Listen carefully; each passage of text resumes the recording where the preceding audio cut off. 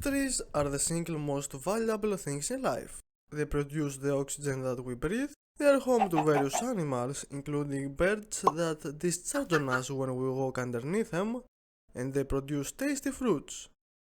But if trees are so valuable, then why did I remove every single one of them from my world? Well, first and foremost, in Minecraft we don't really need trees. Villagers are able to survive the vacuum of space if they feel like it. Oxygen doesn't really matter to them. Of course, not needing trees for oxygen isn't convincing as well now, is it? So let me tell you the actual reason I removed every single tree from my world. It is no secret that the goal of this hardcore series is to create an advanced villager civilization. So I thought that the best way to initialize this plan is by creating space. Cutting as many trees as I can will open up the necessary space for the creation of cities, as the absence of trees will allow me to draw city plans with much more ease. You may be wondering why no trees equals better city planning, so let me show you. Look at this plane here for example. I can clearly see the water sources, the caves and its geology in general. On the other hand, check this dark oak forest. I can hardly see anything due to the density of the plants. How am I supposed to plan a city if I don't know the ground I'm gonna build it on? Now that you know the reason behind this project, let's start with the actual gameplay. The first episode ended with me admiring the new village I had created. It isn't looking really bright right now, especially considering that the houses have no roofs, but don't worry, in a few months things are going to be looking a lot more different. As I have already said a few times, my goal this episode is to cut a ton of trees. More specifically, I will eradicate every single tree in the square you are seeing on your screen right now. I began by visiting the center of my world, the very well known 00 spot. After marking it with 2 blocks of stone, I went back to the village in order to prepare my equipment. As everyone can guess, deforestating such a large area will require a lot of tools, and I know 3 villagers that can help me out with that. After failing to get them out using a facing ground and a minecart technique, I thought of a way that might work. While building the area for my new plan, a wandering trader visited me.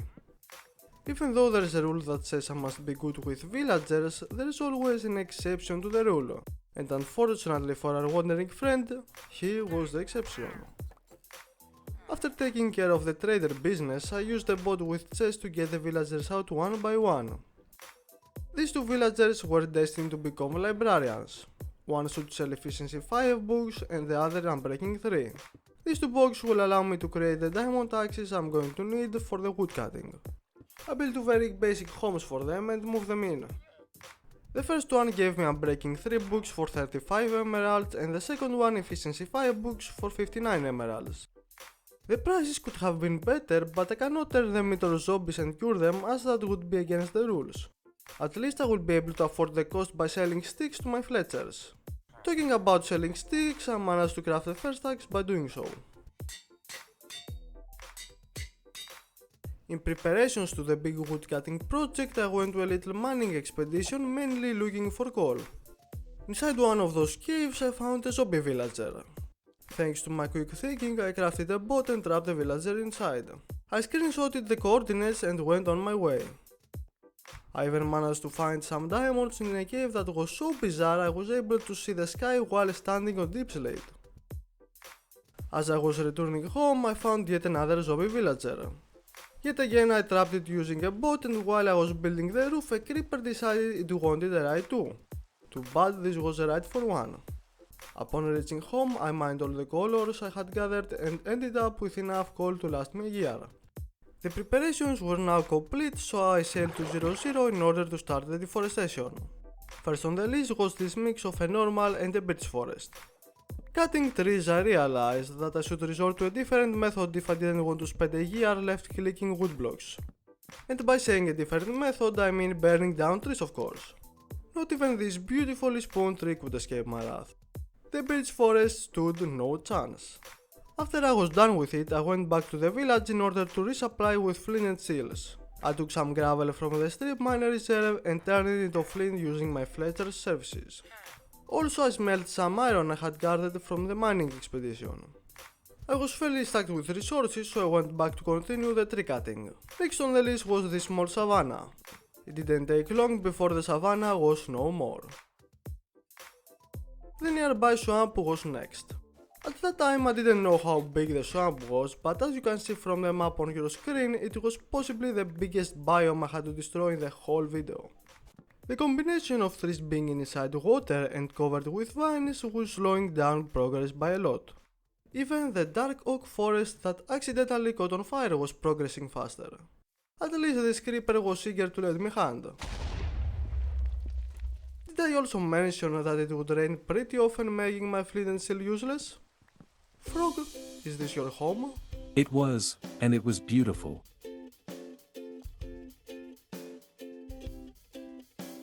After a few hours of destroying the swamp, I decided to check how far does it expand.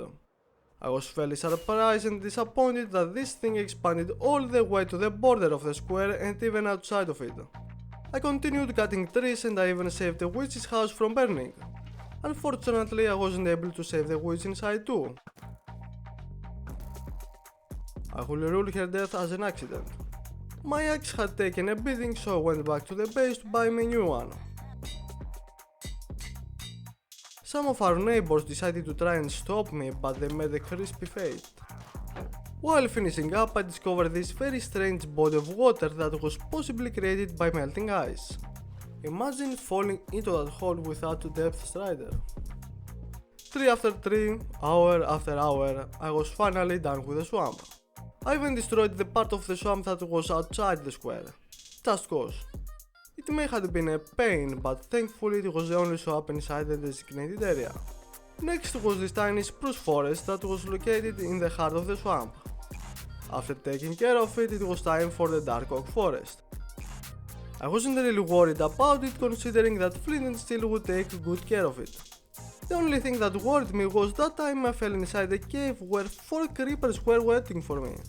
Obviously, those poor creepers didn't stand a chance. The dark oak forest was pretty much done and its destruction revealed this very beautiful landscape. I wonder what will I build here in the future. The spruce forest was next in queue and its order was a very short one. I proceeded to travel to the border in order to see for myself what biomes I would have to destroy next and organize the deforestation list in a proper order. There I found a village and after cutting some lone trees I went back to the place that was once a swamp. The annihilation of this snowy spruce forest was inevitable. Have I ever mentioned how much I hate snow biomes? Nothing particularly interesting happened during its destruction, so let me show you the finished product. Next on the list was this birch forest. It was so small that I won't even bother showing you the end result. Look at this oak forest now. Did you miss it? Don't worry if you did, because another oak forest was awaiting its impending doom. I had to save some stupid elves from burning, but other than that nothing interesting happened. The oak forest as well as a part of it near the border had been deforested. It was finally time for an acacia biome. If we exclude the mountainous area, destroying it was very easy. Next on the list was the sole jungle biome of the area. Considering that trees are very close together, I thought I would have a field day. Oh boy, was I wrong. Vines were everywhere and fire would burn them and then immediately extinguish before reaching the wood logs and the leaves inside. If this wasn't enough, my actions were also judged by some very pale villagers. Even though I am destroying their environment, I decided to preserve some ocelots. After an intense chase, I was able to trap this artificially intelligent feline inside the boat. On top of the jungle mountain, I caught a second ocelot. Now I can have infinite ocelot babies, I think. Are ocelots breedable anymore? In the center of the mountain, I also discovered this hole that leads to a last cave. The new terrain generation never ceases to amaze me. The jungle experience wasn't as bad as the swamp one, but I was really glad when it was over. Next was an easy biome, another savanna. After so many hours of burning down trees, this one understood the assignment. I found yet another hole and I felt really lucky that I didn't discover it by falling inside. What's after savanna biome? An oak forest, of course. I began with a small part west of the village and then I went south. After destroying a good chunk of it, I decided to take a pause and clear the biomes near the southeast border first. The birch forest was on top of the list and it was cleared fairly quickly. Next was a small piece of this dark oak forest. While I was doing my regular business, I noticed a fox killing some chickens. I couldn't allow this fox to destroy the regional ecosystem. The only one allowed to do that is me. As you can guess, it was the spruce forest turn. I began chasing yet another fox, but this one was much smarter than the previous. One fox became 2, then 3, then 4, and at last I was able to catch one of them. As a punishment for delaying the inevitable, I burned down the rest of their home. While admiring the destroyed area, a fox approached me and flexed on me by eating a chicken. I let it pass, but only this one time, fox. The oak forest was the only biome remaining now. While I was finishing the job, I noticed this sheep again. I can't really tell if it's trapped there, and because the sheep can't tell me either, I decided to leave it. Over 30 hours later, I had finally destroyed every single tree in an area that covers over 4 million blocks. My deed was done, but I wanted to do one more thing before finishing this episode. That thing was creating a map of the deforested area. I decided that the best way to do that is by making a 9x9 wall map with level 1 zoom maps. I would need 81 maps and I had two options to acquire them. Either hire some cartographers and buy the maps from them, or buy compasses from the librarians and craft the maps myself. Considering that I already have some librarians and the compass trade is cheaper, I chose the latter option. I got my first compass trade from the efficiency 5 librarian and we were off to a good start. One of my other librarians unlocked a looting 2 trade. That was perfect as I wanted looting 3 so I can gather gunpowder a lot faster. Gunpowder would be used for fireworks and fireworks would be used to fly around the world in order to draw the maps. When night fell, I went on a creeper hunt. At dawn I had 53 gunpowder, not bad at all. I continued trading with the villagers and I was able to get one more librarian with a compass trade. After hoarding a total of 96 compasses, I crafted the maps. I wanted a few reserves in case I make a mistake during the process. I accidentally drew the first map on the village instead of 00. That was no problem at all, so I zoomed out the map and went on to reveal the rest of it.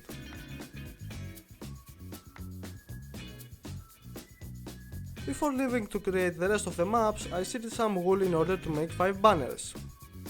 Each of these banners would be placed at the 5 coordinates of the square, the center and the 4 corners. Having gathered all the materials needed, I set off for 00.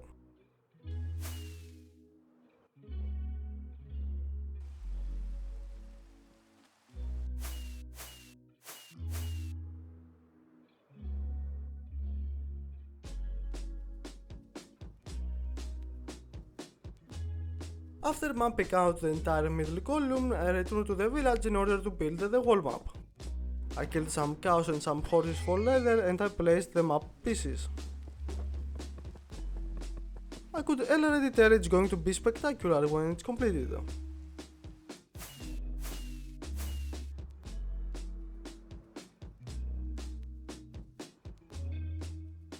During the adventure I made a new friend and we killed some zombies together.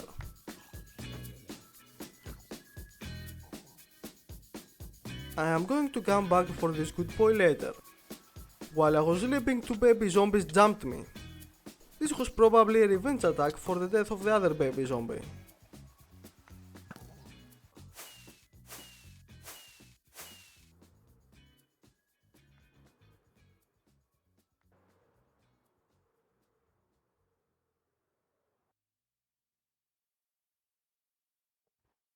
Piece by piece, area after area, I was able to draw all the 81 maps needed. Upon reaching home, I started placing the pieces.